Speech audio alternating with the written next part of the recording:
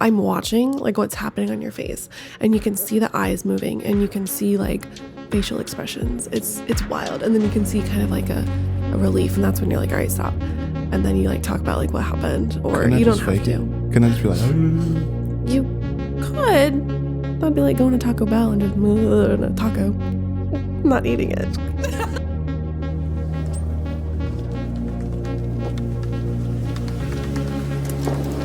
This is the Atomic Souls podcast.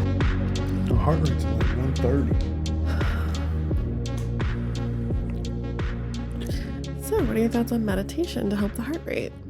Dumb. Hot take number one.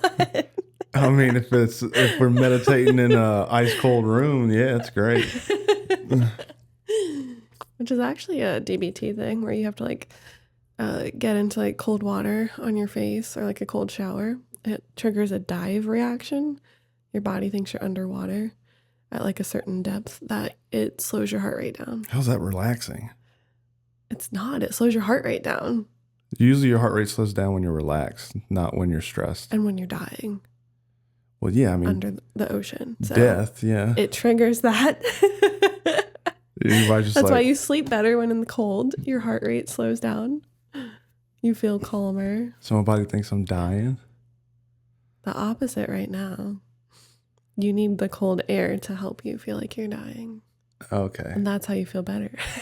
Right. So the closer to death, the better I feel. Correct. Got it. Therapy. Welcome to Atomic Souls. Okay. That's a way to look at it for sure. Yeah. I don't know. What are some hot takes, some therapy questions that you have? Name a type of therapy. Type of therapy. There's CBT. All right. So let's talk about that because I don't know what a CBT is. To me, it's computer-based training. So it's cognitive behavioral therapy. And it's I would say, one of the foundational theories. So it's kind of hot take, basic. It's the basic bitch of therapy. That's where you sit in a room and talk to somebody? Yeah, it's cognitive behavioral. So it's cognitive is what you're thinking. So it's changing your thinking patterns, which is helpful. And then behavioral is like changing your behavioral patterns. But the research has learned that there's more somatic, which is body feelings, less behavior and cognition. You have to have that third part of the triangle that's feelings, and more it's like the fire triangle. You gotta have air, fuel, and ignition. Yeah. And so cognitive behavior kind of cuts out the feeling part, which more like cutting edge new age theories have more of the feeling part attached, and so it addresses feelings. I've never gone to therapy and said I don't feel bad. I just want to go to therapy. I thought that's the whole point, is your feelings are fucked. Yeah. Well, that's why I'm saying it's a basic therapy. It's not, most therapists they use it in certain scenarios with certain topics. Like if you're looking for more of like, my feelings are good, but I'm ready to like, reach some life goals. So it's more of like a coaching. It is more of a coaching style. That and motivational interviewing are kind of like basic thought changing behavior. I have a certificate for motivational interviewing. You did get trained in it. Basically a therapist. A lot of life coaches would say the same. You could probably be a life coach. Woohoo. Yeah. Life coaching is it's consulting for feelings. It's hot take. Yeah. For cognitions and behaviors. There you go. No feelings. That's what they try and do They feelings. try, yeah. That's where you have the disconnect there. That's where a life coach can work really well with a therapist, is when they hand it off. Hey, this is getting into like trauma, history, feelings. It's not just based on the current cognitions and behaviors. Yeah. It's getting into more feelings. And so that's when you go, oh, hey, life coach. That's when you hand it off to a therapist. So that's CBT. CBT. Another one I hear a lot is DBT. Dialectical behavior therapy. And that one's sitting in a room talking with a therapist. Yeah. They're all, well, Yeah. yeah, talking to therapists. Even what I said, EMDR, you can talk So to therapy's kind of like Taco Bell. You got 4 or 5 ingredients, and it's just served up differently. Sure. No matter what you order, you're getting cheese, meat, and a tortilla. So therapy, no matter what you order, you're getting a couch and a person talking to you. Sometimes you're getting more cheese, sometimes more meat, sometimes Yeah. more tortilla. I will say that there's certain Taco Bells I go to, and I'm satisfied. There's other Taco Bells I go to, and I'm like, this is shit. There you go. Quality control is also important. There you go. So some therapists, you're like, oh, this is great. Some therapists, you're like, your meat and cheese is trash. Yeah. And then some you don't know it's trash. And then you go to a real Mexican restaurant and you're like, holy shit, this is what a burrito's supposed to taste hold like. on a second. I did not go to Taco Bell looking for Mexican food. Well, you shouldn't compare therapy to Taco Bell. I go to Taco Bell looking for Taco Bell. There are some Taco Bell level therapists. There are some Texican level therapists. So maybe that's like the life coach versus an actual therapist. Is a life coach is like the Taco Bell, and actual therapist is like that 5-star authentic. Yeah. Everybody in the back cooking's Hispanic. We're getting real food. Some therapist and some life coach, yeah. I don't want to shit on all life coach. Like, there are some that actually like stay in their lane. No, y'all fucking suck. No, I know some good ones. I know. I have friends that are business coaches. They're not life coaches. I feel like Life coach, you're just like a business life coach, a life coach, a family life coach, nutrition life coach. Like, I've heard it pitched any kind of niche. So we'll say something's a little bit different, at least from what I've seen with like recovery coaches, because I see a lot of recovery coaches that are literally just like fitness coaches that are like, how you feel today? I'm good. All right, pump this iron. Like that's, Yeah. all right, cool. Working out is my therapy. The gym is my therapy. Yeah, I remember, No, therapy is therapy. not to drop any names, but I remember going to a tour place and they said, oh, we do therapy on the mat, talking about boxing and stuff like that. And I was like, Guy is all right, cool. no longer in business. Yeah. But yeah, it's like you can't just say you're a therapist. Like, there's like tons of schooling and work involved, and that just tells me when someone says that they've never been to therapy or like a good therapist. They just have been to a Taco Bell therapist, and it's life therapy. coaching, and so they're like, oh, I could do this. I've been to Taco Bell. I've been to real Mexican restaurants. I've talked with life coaches. I've talked with actual therapists. Yeah. There's a distinctive difference. With business coaching, I would say it's a little different because business coaching, there is specific, they're business-minded people, so they're looking at KPIs, key performance It's more indicators. goal-oriented, and a good life coach and recovery coach will take you through goals. They should. Yeah, for sure. I think when it's done right and it's paired with a therapist, so the therapist is helping you with the DBTs and the CBTs and doing all your feelings and all that to get you thinking right. And then the coach is like, feeling right, kind of pushing you where you need to go. Yeah. Yeah. I really like life coaches that can focus on the behavior and the thoughts while it allows our therapist to go deeper into the feelings and the trauma and the stuck cycles. That coupled with, life coach or just like a generalist therapist, like, it's amazing what can be done. It can go faster too, we've noticed. Yeah. The clients who have been in talk therapy for years and years and treatment for years and years, they got like 4 or 5 years sober now, even like a year sober. They're starting EMDR. We're even seeing some people start like as soon as they get to us, even though they're not like fully sober. EMDR. Y'all got more acronyms than I got underwear. What's EMDR? EMDR is eye movement desensitization and reprocessing. Why don't you process that? That's a lot. Eye movement. Lori told me a little bit about it because we talked about the REM sleep. Yeah. And I was literally just, I don't even know what the word is there, but I was amazed by it, like the emoji where your head explodes. I thought REM sleep was like you're in the realm of sleep, like REALM. Oh my gosh. And I learned Wow, from Lori that's your that Livingston education right there. yeah, Lori said, Louisiana. no, you're an idiot. It's REM sleep, RIM or REM for rapid eye movement. Oh my gosh. So I was like, oh, okay, that makes sense too. I'm gonna need an EMDR that. I mean, I've never looked at my eyes while I was sleeping, so Oh my gosh. Yeah. makes sense. Yeah. Well, she was telling me like how those things are connected.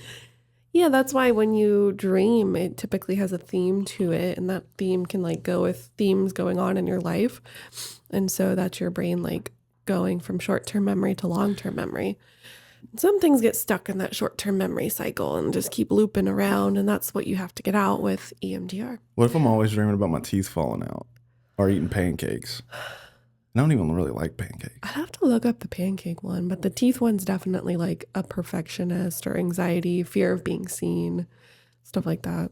Fear of being seen? Mm-hmm. What's that mean? Like I don't want people to see me?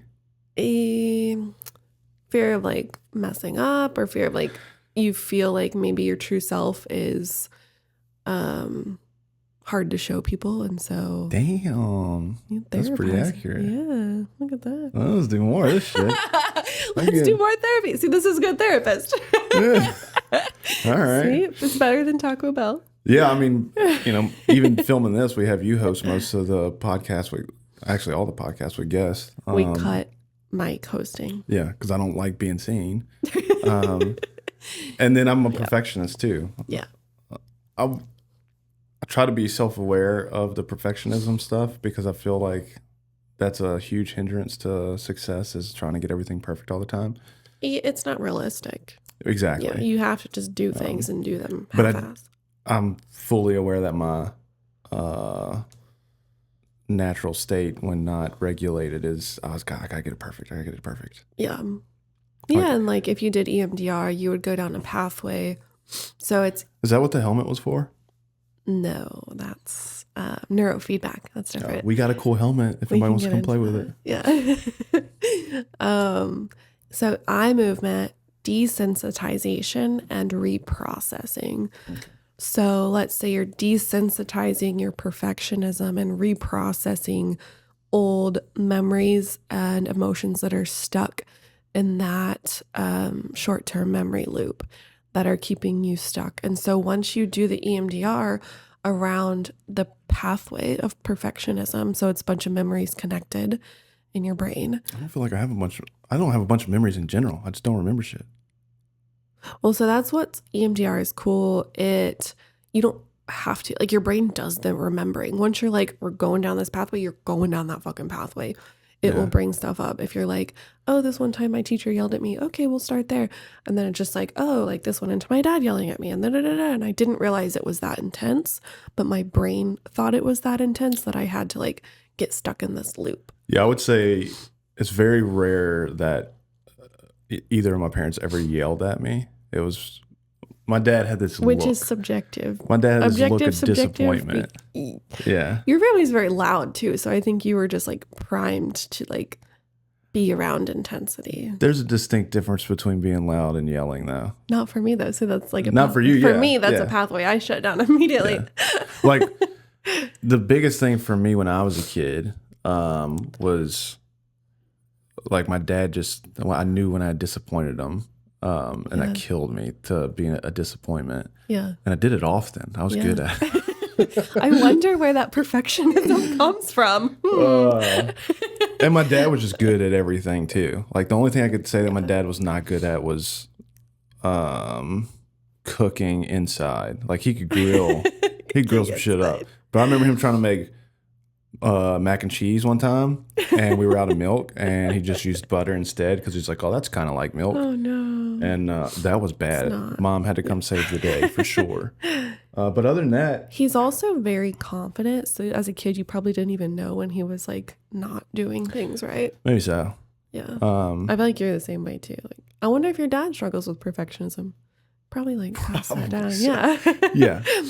Like we're looking into some pathways here.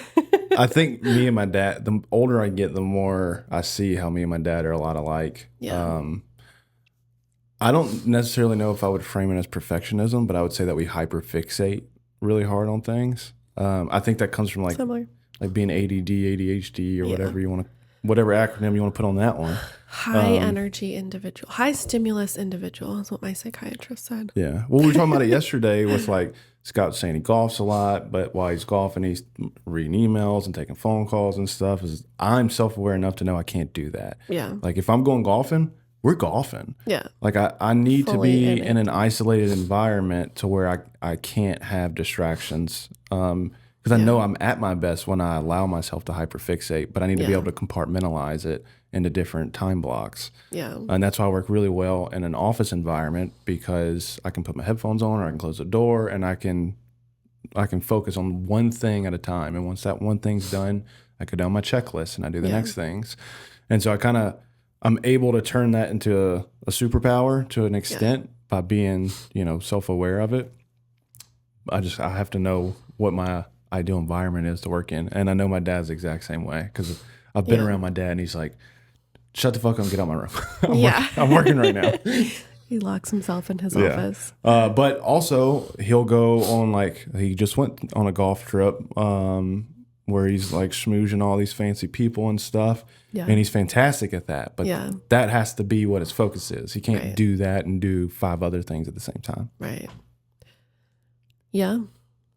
So EMDR would be going into those memories, or just that pathway, just thinking of perfectionism. You go like, okay, perfectionism. And then you start the tapping or the eye movements, and you say, you let them do that for like a certain while, and you're like observing, like whenever someone's thinking about or like going through the memory. How do you observe what I'm thinking about? I was about to explain that. Oh, my bad. Yeah. Keep going.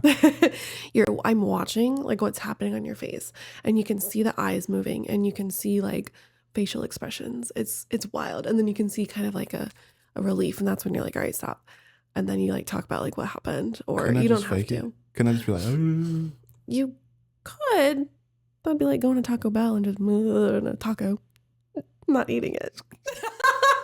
You might like that. I don't know. Yeah, I guess kind of defeats the point in ordering it, right? Yeah. You mean you don't want to pay $200 an hour to just You could. I'm You healed. could pretend. Okay, I mean, then it would be a different kind of disorder that we'd be looking at. Probably go into some personality disorders, questioning at that point.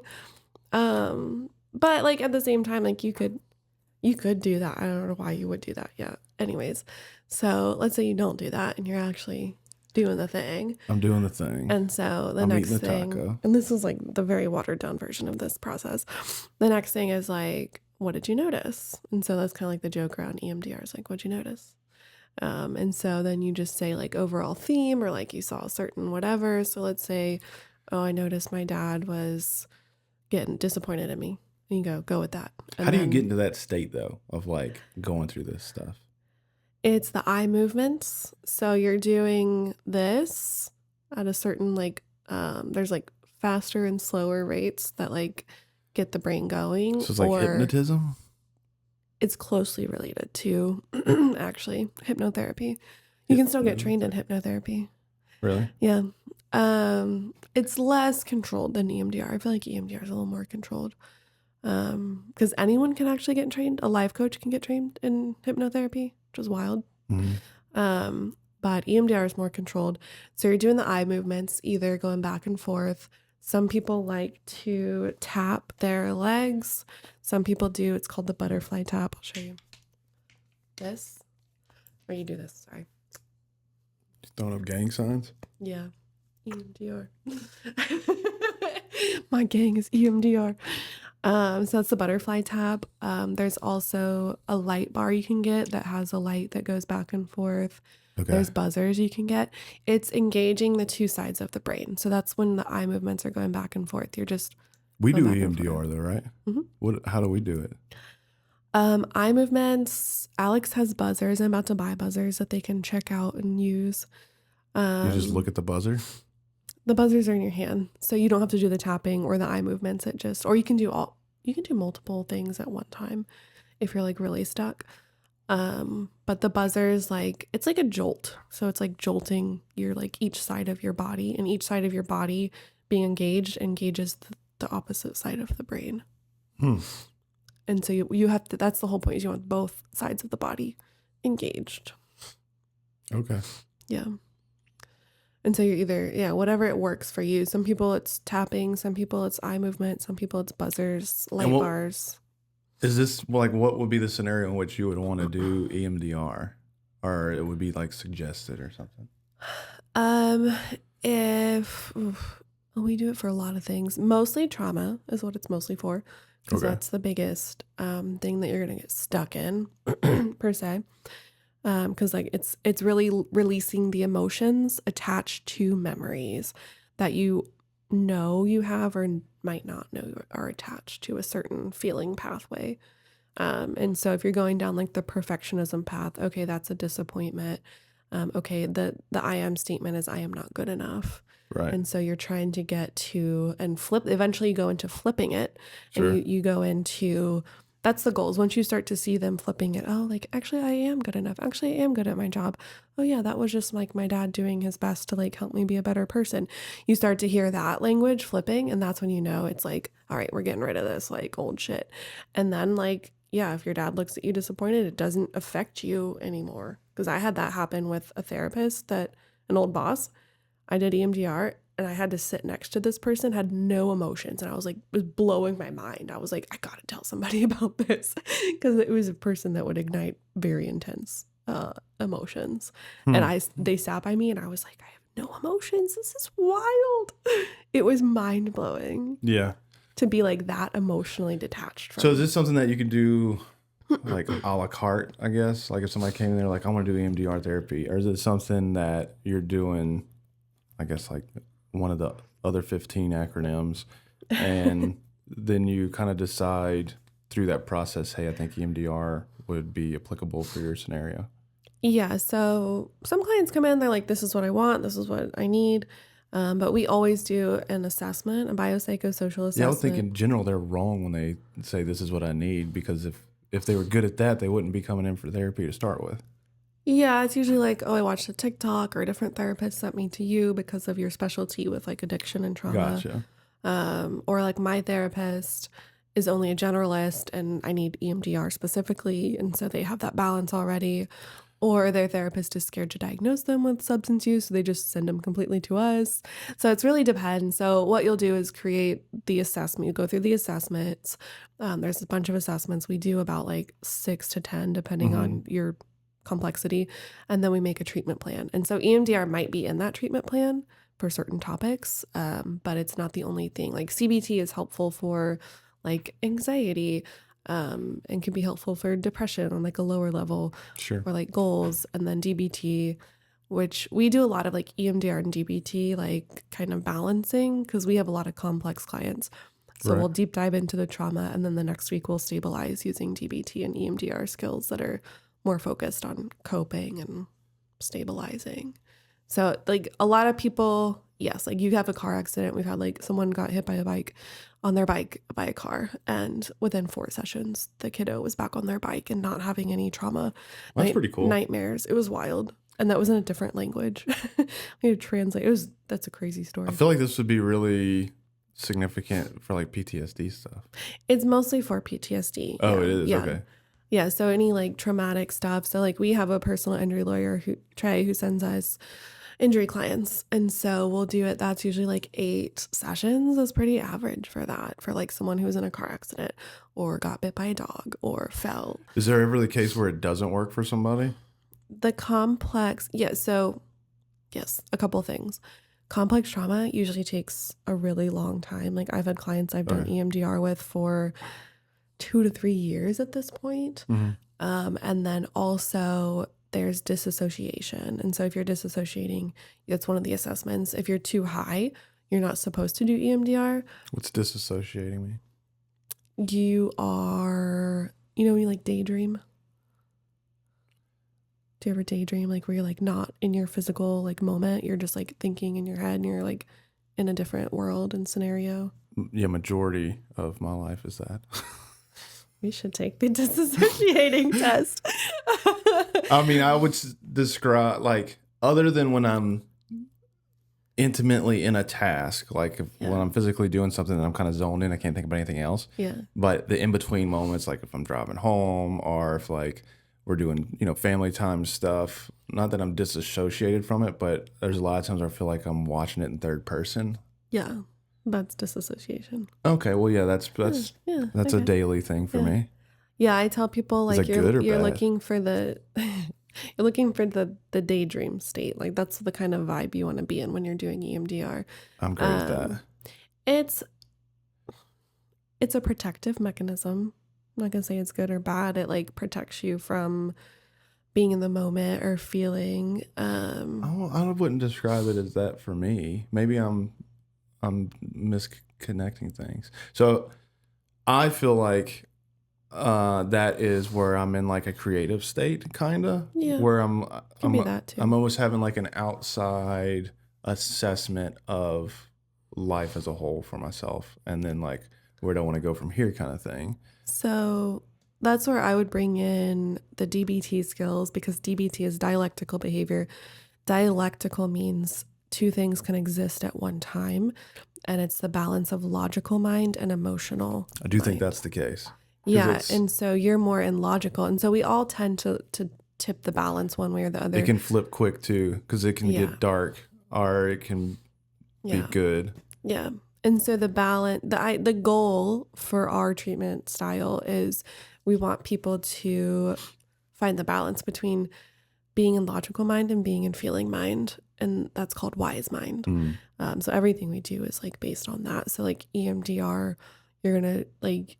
It can be healthy at times to disassociate, like if you're going through a really hard time or if you're getting creative or, in a flow state. But sure, it's unhealthy when it's all you're doing and it's the majority of what you're doing, because then you're not feeling and connecting to the world around you because you're too numbed out. So when it's intentional, it's usually good. When it's not intentional, it's typically not good. It can be healthy. I tell people it can be a healthy coping skill. Like it's actually a superpower.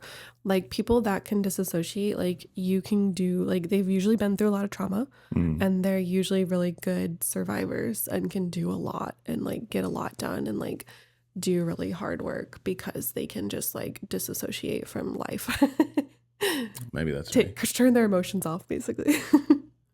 It is a superpower, yeah. Yeah, maybe that is me then. I'm really great at turning off emotions. Yeah. Okay. Yeah, it's a skill. My clients that have like very complex trauma, I'm like, girl, like disassociate this week, please. Like use it to your benefit. Lock this up. Keep it here in therapy. We'll put it in a box, and that's part of EMDR is you close everything up in a box of your choice that your brain chooses, and you can like either keep it accessible or like throw it in the fucking ocean and then like you retrieve it. It's very visual. Sure. In that way. Well, we talked about, years ago, like when we first started the businesses and stuff, I was still working full time on the boats, and I would have just those long watches because you work 6-hour shift work. Yeah. And I'd have 6 hours and from midnight to 6 a.m. where you're driving through the middle of the night. All you have is your instrumentation. Everything's pitch black. It's like a recipe for psychosis. Well, it was maybe so. But it was kind of, I attribute a lot of those original ideas for our business and those original business structures to that time. Yeah. Because I was able to, I don't know if I'd say disassociate, but isolate my thinking to where I could be in a creative state and I didn't have other stuff to have to worry about. Because once you kind of get to a certain point where the typical maintenance of navigation becomes second nature to you. Like it's driving a car when you're just like, exactly. You're like, how did I get to my house? Yeah. Autopilot. And back then we were on a run where we're going from like Corpus to Baton Rouge. So it's a really long run. And from Corpus to Freeport, there's not a whole lot of traffic. It's like straight shot. I could go 6 hours of not seeing another soul. That's crazy. So yeah, it was, I remember having those talks when we'd walk and I'd talk about the stuff that I was thinking of, or I'd call you the next day. And a lot of those were like the foundational cornerstones of our business that I was able to kind of theory craft up in those moments. Yeah. Yeah, Atomic Souls, the name is based in DBT. It's science and spirituality. It's crazy. What was the other one? Because there was another one that I liked in the beginning. Brain food. Brain food. Which I think is now a life coaching group around Right. town. Good name. Whoever ended up on that. Justin Yokin. That's Good job. something that I think we've talked about this before because we have friends that'll get, kind of butthurt and say, oh, somebody stole my idea. Or we said that in the beginning too. Yeah, we had and it's like that name like 5-6 years ago. Right. But We it's went a different direction. It's not a bad name. no, but I think a lot of people don't recognize like how many people there are in the world. Yeah, 8 billion million. Yeah. I mean, just in America, we have what 300 or 400 million. Crazy. And I don't think people realize how big a number that is because they've never been able to visualize that. Yeah. That's all for you to have an original idea is almost impossible. Nothing's original. Yeah, nothing's original, nothing's unique. Just Somebody marketed. else has already done it or thought of it. Marketed differently. Yeah. Exactly. Yeah. Most therapies are like similar. They have like the same core to them. It's that like feelings, behaviors, and cognition. So. Just the Taco Bell. Yeah. Sure. See? Mexican food. Are we hungry? I'm always hungry for Mexican food. But again, Taco Bell's not Mexican food. Taco Bell's Taco Bell. It is. Mexican food is Mexican food. Like, if I want to eat Mexican food, I want to go to a Mexican restaurant. Yes. If I want to eat Taco Bell, I specifically want Really, I just want their sauce. Yeah. Like, I just want to go eat Taco Bell's hot sauce. Yeah. I like it's like jalapeno sauce. They're like quesadilla sauce. I don't know what you're talking about. I'm talking about the stuff in a little packet that tells me something special. Have you had their quesadillas? Yeah. You know how it's like spicy? It's got a little spice to it. That's the sauce. Oh, okay. So good. Yeah. It doesn't matter what meat you get. It all tastes the same. Yeah. I like the Mexican pizza. Yeah. They got rid of the Mexican pizza for a little bit. And devastated. I don't think we went to Taco Bell. we didn't. At all. I mean, they really hurt my heart with that. Yeah. That was like I got cheated on or something. Like They were gone for like 10 years. Yeah. And then they brought it back. I remember we tried to go back and they said, "Oh, we don't have that item right now." Sold out all the time. You can get it now. Yeah, you can get it now. It's different though, right? It's not the same. Well, I would say it's about the same. I think they're a little stingy with the ingredients on it now, but not all of them are Probably like that. why they took it away the first time. But like I'll go on like It's when expensive. I'm traveling to go to the boat and stuff, and I stop at these Taco Bells in the middle of nowhere, Louisiana or Texas or whatever, Yeah. and they're getting it. Like they treating you special. They giving you all the good stuff. You go to the one down here in Kyle, Texas. First off, if I order Mexican pizza, there's a strong chance I'm not getting that at all because they can't get an order right to save their life. But Well, it's probably that and like supply and demand. Like there's less demand in like a small town, so they're more willing to like give away their ingredients or like give thought to creating the pizza. it should be a uniform, systematic approach. Well, that's why Taco Bell's not as big as like McDonald's or Chick-fil-A or Starbucks. Yeah, I go to Chick-fil-A and I'll order all the same. a spicy chicken deluxe. It's a spicy chicken deluxe every single time. Never different. Yeah. Same with like McDonald's. Like it's always the same. Yeah. And Starbucks, like it's standard. Yeah, we probably eat too much fast food, but I enjoy fast food. Yeah, we're getting into the weeds here. Any more questions about EMDR? No, I mean it's cool. It's interesting. It's kind of woo woo. It is. Yeah, it's like it is a good balance, kind of like DBT, of like the like woo woo and the science. And then that's when we started to get into their neurofeedback stuff. We're going deep into the science now. Yeah, I don't think there's any woo woo with that one. No, it's literally like electrodes on your scalp, sending electric currents to your brain to change your brain waves. Yeah, I was talking to some buddies about it the other night when we were at the cigar vault, and they were all asking about it and saying that they're seeing professional athletes using it and stuff like that. Yeah. I was like, oh, that's kind of cool. I hope so. We just spent a shit pile of money on it, so. Yeah, and Lori's doing the training. She's like, it's back in college. She's like, I'm learning the parts of the neuron again. The parts of a neuron. Parts of a neuron. That's a tongue twister. Yeah. At least for me. Yeah. Parts of a neuron. There you go. That's Neuron. Parts of a neuron. Neuron's the center of the nucleus. Or that's not a neuron. It is a neuron. You have proton, electron, and neuron. Okay. I don't know. It's been a while. That's why Lori's doing the training. I'm going to do it after. I got to save up a little more money. Right. But yeah, she's learning. There's a lot of parts of the neuron. It's like a little spider web thing. It's like, it kind of looks like, actually, hot take, it looks like a sperm. It's a brain sperm. A brain sperm. More intricate version, but I mean, yeah, sperm is a pretty intricate. Yeah, it's got all the things to make the brain in it. So yeah, that makes sense. They kind of look alike. I don't know. It has like like an egg a versus head a and sperm, a tail. but... Yeah. Louisiana education, Livingston Parish education, because I also got Louisiana, but there you go. So you can't make fun of me. Mandeville education. Yeah, I was top 60 in my class. Fontainebleau. I went to where Theo Vaughn grew up. Oh, you're 20 years later. You're cool. I don't know if that's something to brag about. No, I don't know. Yeah. Theo's a great guy. I love watching him. I would not describe him as an educated individual. I don't think he would self-describe as an educated individual. He did go to a different high school. Yeah. He just did, what's the guy's name? Steve Vernella. He just did an episode of Steve Vernella. Oh my gosh. I love that episode. Who is that? He's a real big outdoorsman. He does like the Meat Eater show. You and Frank just dropped names, and I have no idea who any of these dudes are. Well, these are dudes. Like these are any guy that's like into hunting or fishing or any of that stuff's gonna know who this is. Yeah. But it was super cool because Theo's doing Theo stuff, and somehow they got to talking about turkeys, and he's just like ragging the turkey, and he's like, "Man, I feel like turkey's just not right in the head or something." And then Steve is like, I can't believe you said that. I might walk off this fucking show right now. I can't believe you talk shit about a turkey. Aren't turkeys pretty smart?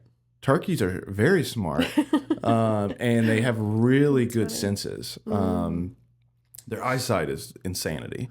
Like, so when you're turkey hunting, essentially you want to set up where you anticipate the turkey is going to walk past. That's why you get that, like, a bush to hide in, right?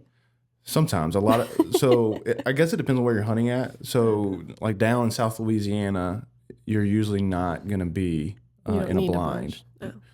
Well, you need it. It doesn't fit. You're hunting swamp. So yeah, there's bushes all around. Yeah. So normally you're going to be sitting. Are there swamp turkey? Yeah. Swamp turkey. I mean, you don't call them swamp turkey, but yeah, there's turkeys in the swamp. Some of the best turkey hunting in the world is down in Livingston Parish, Louisiana. That's wild. Swamp turkeys. Yeah. Turkey swamp. Yep. Anyway, I love turkey hunting. That was probably one of my favorites as a kid. I mean, I like deer hunting too. I like hunting in general, but turkey hunting was awesome. But it was so cool watching them talking about it. Your dad needs to go hunt turkeys for us. So turkey season's a really, really small window. And then we don't hunt in places that have a whole lot of turkeys anymore. Well, that's my request. Yeah.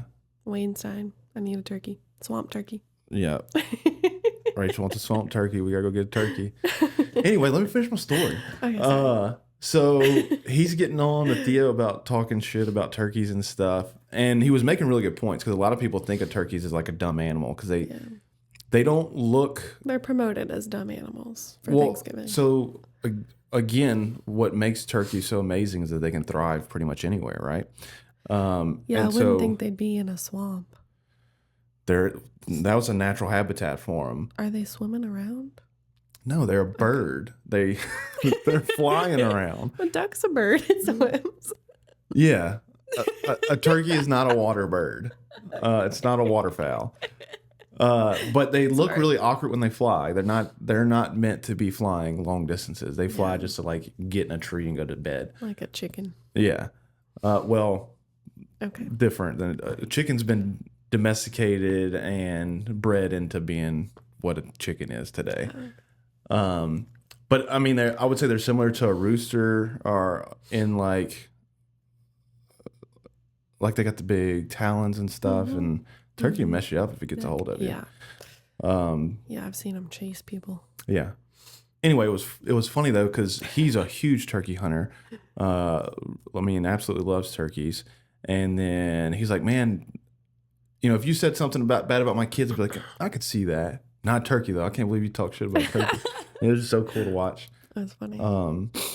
But yeah, I mean, I love watching Theo's podcast, because he has guests on that are just some like the most brilliant people in there, particularly crafts and stuff. Yeah. And I feel like he plays it up a little bit, but in general, his thought process is kind of just like your typical average Joe. And I really like that dynamic there. Kind of like I'm talking with you, asking about these therapies and stuff. Like, that's what we do. Yeah. But I don't know all this stuff. I'm so focused on the marketing and SEO and all these things. So like I know what words people are searching to get into therapy, and I know how to connect with an audience. Yeah, I don't know what this stuff actually means when they're in the office. Yeah. So. Well, we just went down a turkey pathway. A turkey pathway. Turkey pathway. A turkey hole. Oh God, that doesn't sound good. We need to do some butterfly taps. Get rid of that one. Yeah. Okay, so we talked about CBT, DBT, EMDR, the neurofeedback. Neurofeedback. What do you think neurofeedback? Well, I already discussed it. Never mind. What do I think it is? I think it's a helmet that costs a bunch of money. You put on your head, and all of a sudden you're a better person. Yeah. Woohoo. It is pretty cool. We saw a couple clients do it at another facility, and we're like, hey, they're charging like twice what a helmet and training costs for one client. So we should get a helmet and do it ourselves and do it cheaper. Does insurance cover that? I've heard mixed things. Okay. I've heard certain ones do, certain ones don't. There's some treatment centers that do it, so I need to pick their brain, see. All right. Well, I think Aetna covers it. We're going to try and get insurance to cover it if somebody wants to come use it. Awesome. But we can also, some of these clients paid out of pocket and literally depressed, could not get out of bed, could not do their laundry, could not brush their teeth, could not take care of themselves. And within a week or two was fully functioning, doing their laundry, putting it away same day, making their bed, getting out of bed, taking a shower, looking for a job, actually doing life and out of the depression state. And so it was wild how quickly that worked. And EMDR works quickly, but it's less focused. It's more focused on trauma. Whereas I've noticed the neurofeedback really helpful for depression and anxiety. Okay. And performance as well. It's the fix for different things. It's different. I'm curious. I'm excited to see. It's so new. There's not really much research on it. Right. So Lori and I are excited to see what it can be used for and what it helps. Cool. Yeah, it's 20-minute sessions for 20 to 40 sessions. You can do multiple times a week, but crazy. Oh, I guess it just depends on if insurance is going to cover it. I was just curious if people do an IOP, if they could come in and do a 20-minute session before IOP starts or something like that. We're going to have to figure out the schedule for it, being that Lori's the only one trained. She usually does BPSAs and individual sessions right before group. So yeah, it's it's a very highly trained, very delicate device too, because it's so new. It's the processing chip is just a fucking chip, like a computer chip. Yeah. I'm do not let anyone else touch this, delicate hands. And the USB that you connects Bluetooth to the device is also just an open chip. You would see in a computer is crazy. It's so, the ones that aren't that are 2 or 3 times the cost, which hopefully we can get one day. But yeah, the one that we could afford was well, we'll experiment with this one and I like this later. one. This one was actually suggested the most every time I searched, and then Scott was like, you should do this one, and I was like, it's literally the one I was gonna decide on. And so it comes with the software.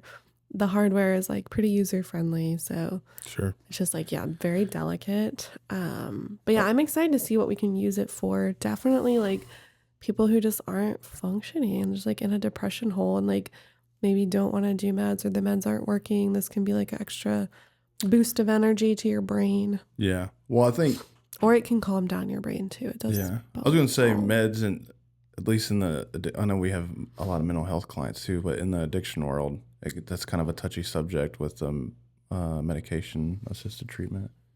Yeah. So this is a good alternative for that. That's all I have to say on that. Yeah. Yeah. Yeah. And it's, I wouldn't say it's going to replace like addiction meds. Like I think Vivitrol is like a miracle drug because it's a non-habit forming craving curber, which is wild. Yeah.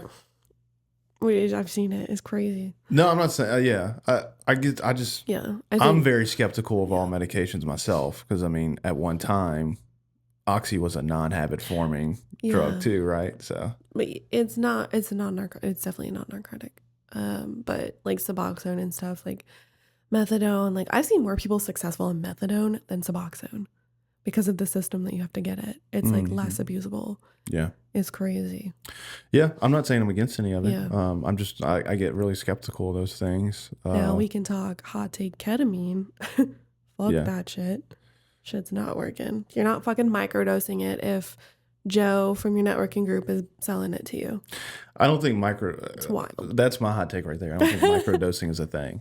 No. I think so yeah. I think if you have a non-addictive personality, it's like cigarettes. I can go smoke a pack of cigarettes right now and not touch them again for 2 or 3 years because I'm not an addictive person. But if you are, microdosing doesn't exist for you. Like that's just the reality of it. Yeah. Well, people try to say they're microdosing, but they're like using it all day and their kidneys are failing. If you take ketamine, your kidneys are going to fail. Like stop. Right. So they're just justifying bad behavior. Yeah, because they want to. They're numbing out. They're chemically inducing a dissociated state. That was a lot of big words all at once. Chemically inducing disassociated state. That's educated talk right you're there. High. You're high. Therapy for you're getting high. So that's the way I would say it. Uneducated blue collar guy says you're getting high. Getting fucked up on ketamine all day, every day. You're getting fucked up on ketamine. The educated therapist says you are medically inducing a disassociated state. Got it.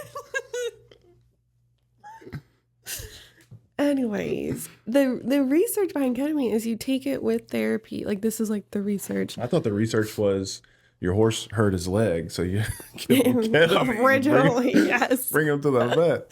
Originally.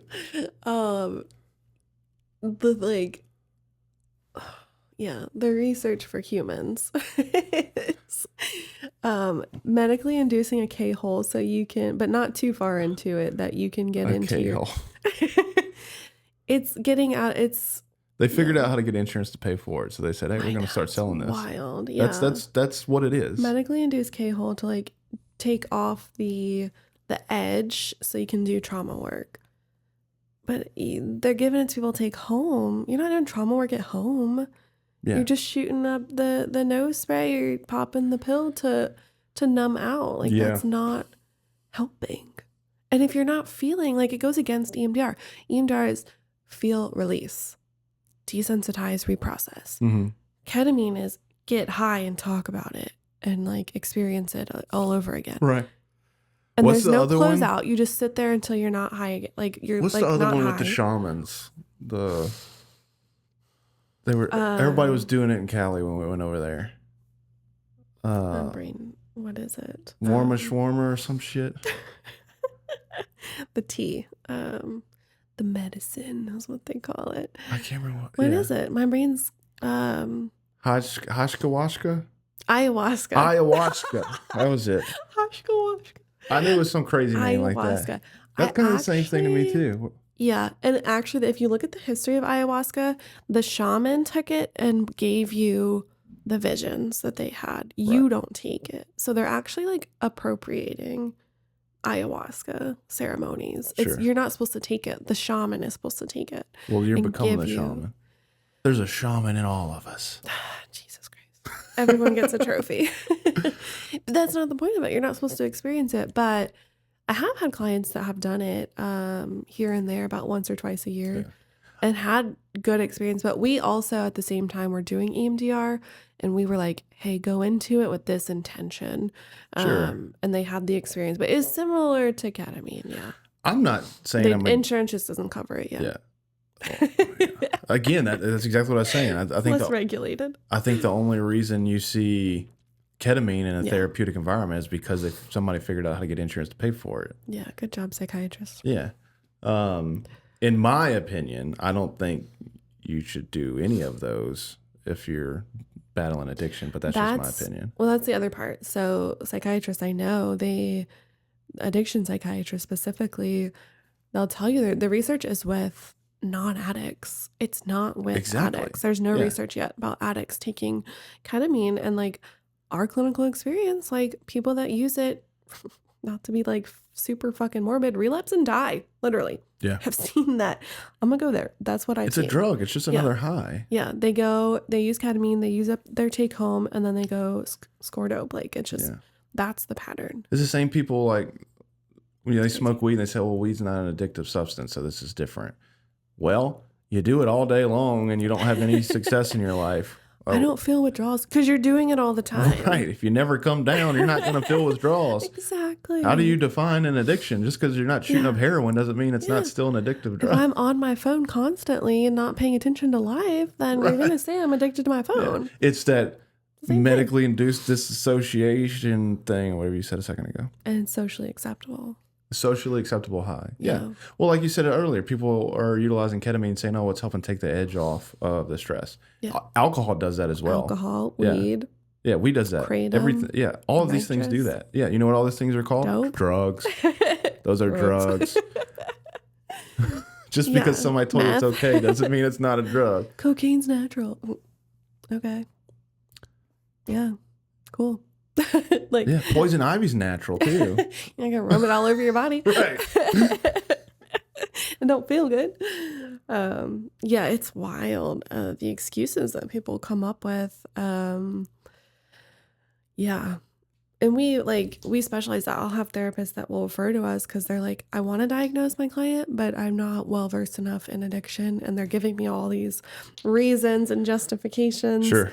And so they'll send them to us to either focus on the addiction part or to just like be like, hey, they're too complex for me. You can take them to offload and hand off that care, because there are some people that, just justify out the ass. And it is hard to, you got to be really good and know your shit to work with people that don't want to stop being numb, because it is a coping mechanism. Yeah. It's a protective factor. One thing I will say is that there's a lot of people that's actually recovery ATX used to say this with the, recovery looks different for everybody. Mm-hmm. And I do agree with that. Yeah. It does look different for everybody. And there are people that, certain things could work for. I'm not going to say they don't like ketamine. I'm sure there's an individual out there that is applicable to for their recovery for non-addicts with PTSD.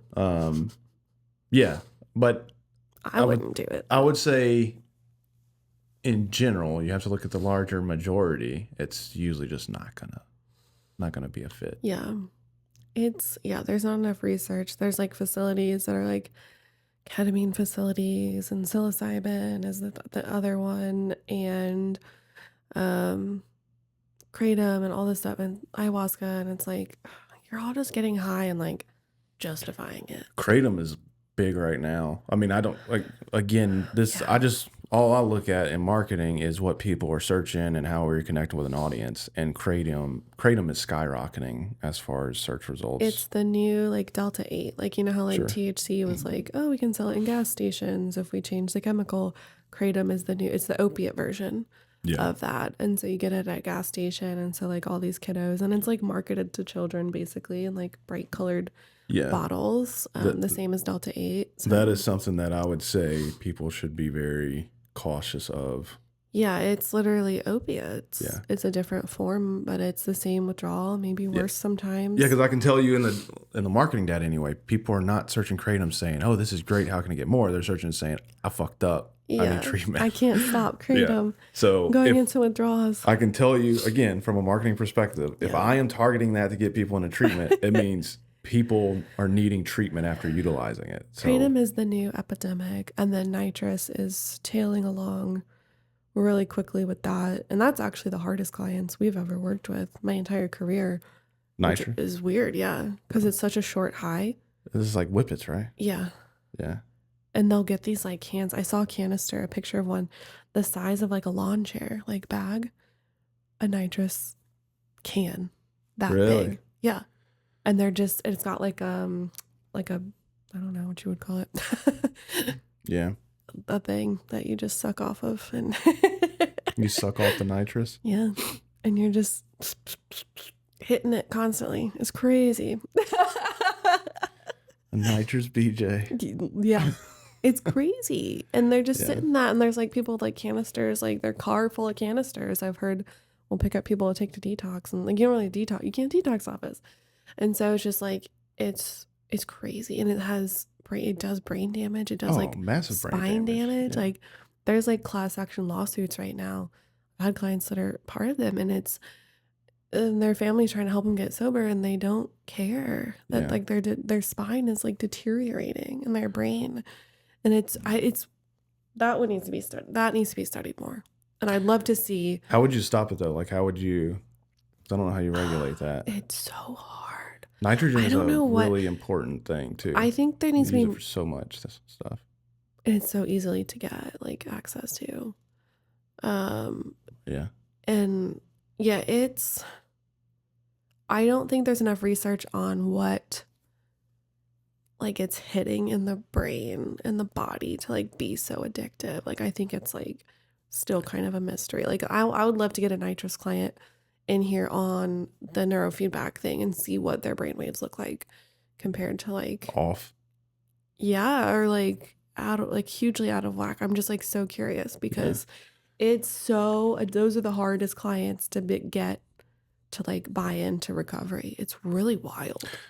Yeah, I mean, I know like I never seen somebody with a nitrogen canister doing it, but I remember watching people do whippets back when I was in high school and college, and it scared the shit out of me because it's like you watch them die in front of you and then resuscitate a few minutes later. Yeah. And I was like, there's no way that's healthy. No. Like seeing somebody snort coke and then they get all excited and they think they're Superman for a little bit. Yeah, I'm like, I'm not saying coke's good or alcohol is good, but it's a very different experience versus, somebody doing a whippet and then they pass out for the next 5 minutes.